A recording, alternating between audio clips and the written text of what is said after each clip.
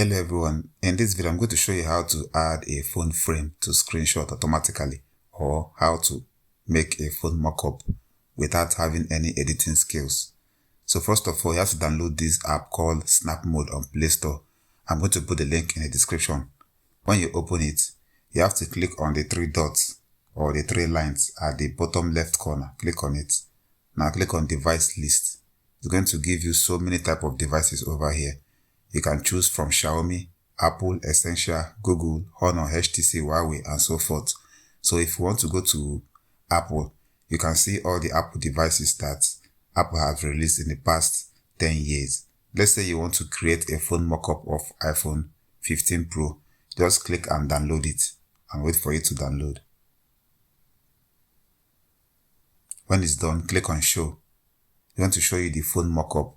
So if you want to add a screenshot, all you have to do is to click on the icon that says Snap Mode.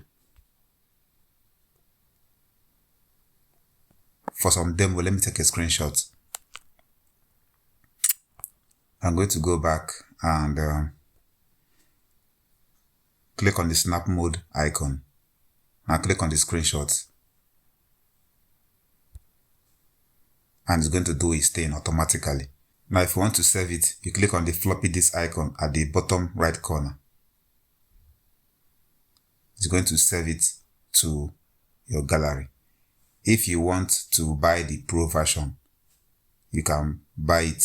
If you want to have unlimited usage and ability to save it via transparent background, so you don't need to be removing the background anymore. So if we go back to our gallery, you're going to see it right here. Mockup created successfully.